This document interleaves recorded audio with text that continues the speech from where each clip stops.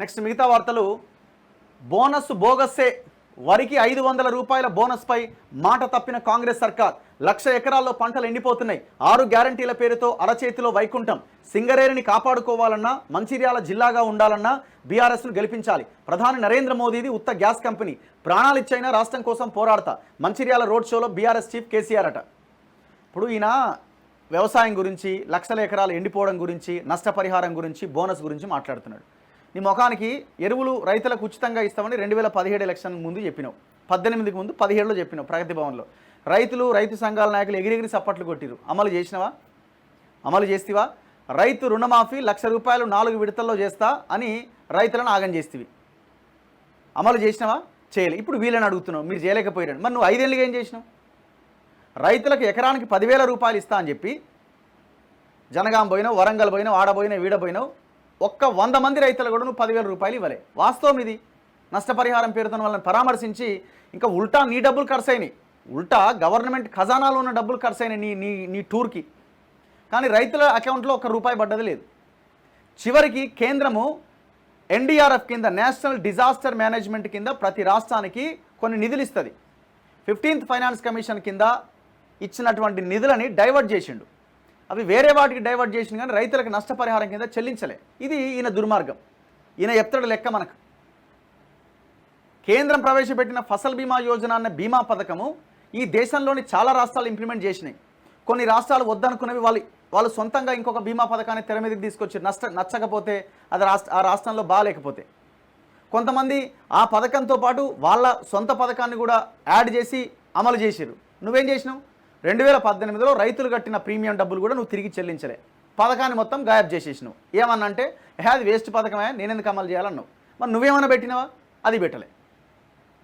నువ్వు చేసింది ఏంది? రైతు బంధు ఇచ్చిన. ఇక అది తప్ప నువ్వు ఏమన్నా ఒక్క మాట నీ నోటి నుంచి రైతులకు చేసింది లేదు. సచ్చితే 5 లక్షలు ఇచ్చిన.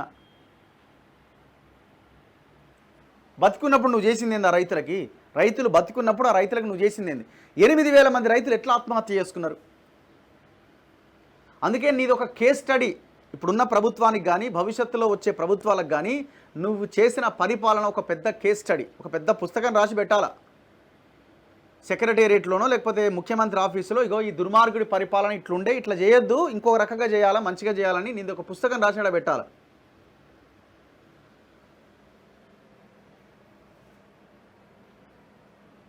ఇగో అయోధ్య అక్షింతలు కావు, రేషన్ బియ్యమే, దేవుడి పేరిట బీజేపీ నేతల రాజకీయాలు.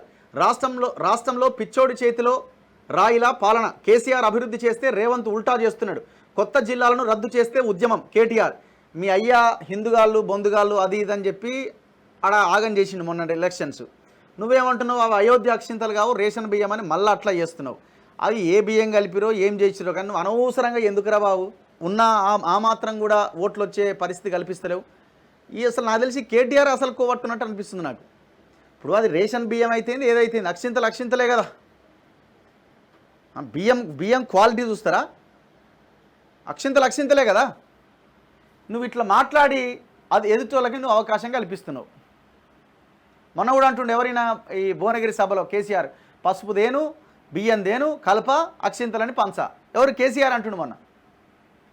మీరు ఇట్లా మాట్లాడబట్టి మీరు ఇంకా లోపలికి అవుతున్నారు.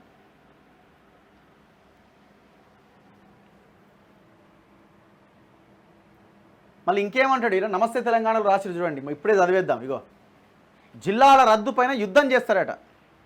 జిల్లాల రద్దు పైన అంటే తండ్రి కోడు, అల్లుడొకడు, బిడ్డొకటి, సడ్డకుని కొడుకొకటి, ఎవరి కాడు రాసుకొని ఎలాంటి శాస్త్రీయత లేకుండా, ఎలాంటి టెక్నికల్ బేస్ లేకుండా మీరు జిల్లాలు విభజించుకొని, ఈ మండలం అందులో ఉంటుంది, జిల్లానేమో పక్కనే ఉంటుంది. ఇట్లా ఇష్టం వచ్చినట్టుగా శాస్త్రీయత లేకుండా మీరు జిల్లాలుగా విభజించుకొని ఒకటి 33 జిల్లాలు చేసేసి ఆగమాగం చేసి రాష్ట్రాన్ని మీరు 33 జిల్లాలు చేయడం వల్ల పరిపాలన ఏమైనా ప్రజల దగ్గరికి వచ్చిందా? ఏమన్నా వచ్చిందా? ఉద్యోగాలు ఏమైనా పెరిగినాయా? ఏమైనా ఖాళీలు నింపిర్రా? లేదే. అసలు ఎందుకు 33 జిల్లాలన్న ప్రశ్నకి ఏం సమాధానం చెప్తారు? జిల్లాలు రద్దు చేస్తారట, యుద్ధం చేస్తారట. ఎందుకు 33 జిల్లాలు అవసరమా? జనం అనుకుంటున్నారు అరే ఉమ్మడి 10 జిల్లాలు ఉన్నప్పుడే మంచిగా ఉండే కదరా భయ్య అని. సరే ఉమ్మడి 10 జిల్లాలు అంటే కొంచెం పెద్ద జిల్లాలు ఉన్నాయి, వాటిని డివైడ్ చేయాలనుకున్నప్పుడు టెక్నికల్గా శాస్త్రీయత ప్రకారంగా లేదు నా కొడుకు ఉన్నాడు, నాకు తెలిసినోడు ఉన్నాడు, వీడు నాకు దగ్గరోడు, నా లీడర్ అనుకుని వాడు అడిగితే వాడి జిల్లాకి ఇచ్చేయడం ఇది కాదు కదా కావాల్సింది. సామాజిక వర్గాల వారిగా ఆ బేస్ చూసుకొని ఏ ప్రాంతము ఎట్లుండాలి, టెక్నికల్ ఎవిడెన్స్తో శాస్త్రీయబద్ధంగా ఆ జిల్లాల పునర్విభజన జరగాలి. నువ్వు చేసిన వాట్ల ఈనాట రద్దు చేస్తే యుద్ధం చేస్తారట. నువ్వు చేసిన పనేంది? కేసీఆర్ ఆనవాళ్ళే లేకుండా చేస్తారట. మరి ఎందుకు కేసీఆర్ ఆనవాళ్ళు అంటే ఏమున్నాయి? కేసీఆర్ నువ్వు చేసిన మంచి పని చెప్పు. ఒక మంచి పని చేస్తే దాని ఆనవాళ్ళు ఉంటాయి. సరే నువ్వు రైతు బంధు ఇస్తున్నావు కదా, రైతు బంధుని కంటిన్యూనే చేస్తున్నారు కదా, ఓకే చలో రైతు బంధు మేము క్యాన్సిల్ చేస్తున్నామని చెప్పిరా? లేదు, చెప్పలేదు కదా. మంచి పనే కదా అది చేసే ప్రయత్నం చేస్తున్నారు కదా. కాకపోతే నువ్వు కొండలకి గుట్టలకి ఇచ్చినా దాన్ని కట్ చేస్తున్నారు. అది ఆనవాళ్ళు లేకుండా చేయడం అయిద్దా?